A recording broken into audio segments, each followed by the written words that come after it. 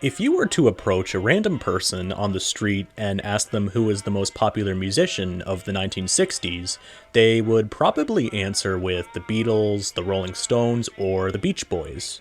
If you were to ask the same question regarding music of the 1980s, answers may include Michael Jackson, Madonna, and Prince. However, if you ask somebody who was the most popular music act of the 1900s, they would probably be left scratching their head, not knowing that the answer would probably be Billy Murray. Few people today know about Billy Murray. No, not the Ghostbuster or English actor. Yeah, that Billy Murray. Despite the fact that he is virtually forgotten nowadays, he was one of America's best-selling recording artists during the era of the phonograph. As a matter of fact, if you visit the website tsort.info, which amalgamates the data of more than 100 song charts from more than 20 different countries, you would find that Billy Murray was the 98th most successful song artist since the year 1900. This places him on par with acts like The Police and Olivia Newton-John, who rank 96th and 101st respectively. So who was this best-selling musician that is mostly forgotten? Today I'll be answering that question. William Thomas Murray was born on May 27, 1877 in Philadelphia. The son of Irish immigrants, Murray was born the same year that Thomas Edison invented the phonograph. He and his family moved to Denver, Colorado when Murray was about 5 or 6 years old. Described as a bit of a misbehaving child, Murray nearly drowned in his youth a few times and even ran away from home once with the hopes of becoming a horse jockey. As he entered his teen years, he became interested in theater and joined a traveling vaudeville troupe when he was 16. While he was in San Francisco in 1897, he recorded his first wax cylinder along with fellow singer Matt Keefe for the Bacalupi brothers, the West Coast distributors of Edison's products. Both men were tenors, but Keefe was a yodeler as well. Their first wax cylinder was called The Last from the County Mayo. Unfortunately, neither this recording nor any other recordings from this era of Murray's career are known to have survived. Around the same time, Murray joined the Al G. Field Minstrels as a blackface singer and dancer. It's an unfortunate fact that minstrel shows were still very common and popular at the turn of the century. In 1903, the troupe traveled to New York City, where a majority of the nation's record companies were based at the time. Searching for any company that would pay for his recordings, Murray quickly became one of the most popular recording artists midway through the decade.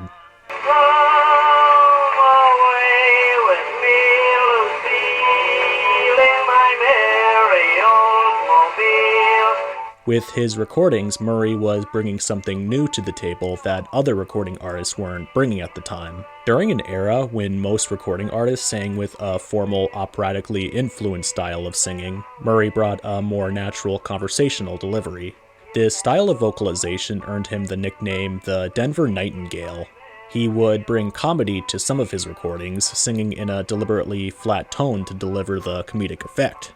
As with any other game-changing musician, there was some backlash to Murray's colorful delivery in his music. For instance, one contemporary recording artist dismissed Murray as a talker. They were probably just jealous of his popularity. Despite some sneers from other musicians, Murray had an incredible versatility as a recording artist who was able to record all sorts of styles of music. You're a grand old rag, you're a high-flying flag, and forever in peace may you wave. For example, he was known for his patriotic recordings, including The Grand Old Rag and Yankee Doodle. Beyond music recording, some of his interests included baseball and repairing automobiles, although ironically, he never recorded his own version of Take Me Out to the Ball Game. Sometimes he would call in sick to recording studios so he could attend ball games. Apparently, that childhood misbehavior never completely left him. Who is the man who will spend or will even lend? Harrigan! That's me. Nearly anything Murray recorded was a hit, outselling other artists of his time. Seriously, this dude could make a best-selling recording by just reading the phone book.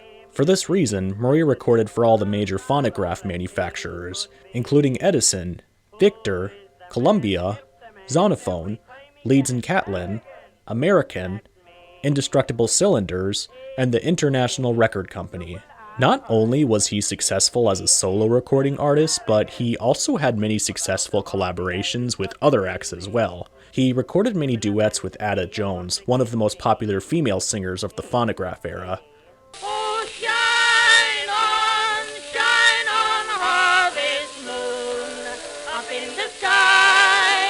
Murray also collaborated with the Harrigan Quartet, one of the most popular ensembles of the time. There really was no slowing this guy down in the 1900s, and his success continued into the 19-teens. Signing a contract to record exclusively for Victor and Edison in 1909, he became the lead singer of the popular American Quartet that same year. We were sailing on Moonlight Bay. Murray would travel across the country in 1915 as part of a group known as the 8 Popular Victor Artists to promote the Victor Talking Machine Company. This was probably the World War I equivalent of Coachella. His 1917 recording with the American Quartet of Over There is a World War I anthem, becoming one of the most popular songs of the 1910s. Over there, in the word, over there. Though Murray's versatility allowed him to adapt to contemporary music trends, his popularity did begin to wane in the 1920s. This was in part due to the widespread electronic microphone, which replaced the recording horn. In conjunction with this new technology was a new popular style of singing that was the polar opposite of Murray's singing style. Murray was now in his 40s and had been used to singing with a full voice for the past 20-odd years. This new crooning style of singing was popularized by recording artists like Gene Austin and Art Gillum. It was now in style to sing softly, in almost a whisper, rather than at full volume. Murray struggled to adjust to this new medium. Get next to it and sway a bit when you do that footloose strut. This isn't to say that he disappeared completely in the 1920s, as he did learn to record as a studio vocalist for jazz bands. However, a lot of this work was vocal refrains he would provide for acts like Paul Whiteman and Irving Mills. When his contract with Victor expired in 1928, it was not renewed. It was clear that his days as a best-selling recording artist were over, but he still continued to find work into the 1930s. Murray would collaborate with Walter Van Brunt, a fellow recording artist who was also struggling to find relevancy in the Great Depression era. The duo did a variety of projects together, including providing voices for cartoons and making radio broadcasts. Murray also recorded dialogue to children's stories. Popeye the Sailor Man, Popeye the Sailor Man. Everybody knows his Goyle, he's a well-known olive oil. He occasionally recorded into the early 1940s, but he would retire to Long Island in New York in 1944. Murray was able to enjoy about a decade of retirement before he passed away from a heart attack in 1954. He was 77 years old when he died. Unfortunately, there hasn't been much of an effort to reissue his music, with only a handful of CDs being released. I think it's worth telling his story though, as Murray seemed to understand that being a recording artist was different than singing in a theater. Everybody loves a baby, that's why I'm in love with you. Pretty baby, pretty baby.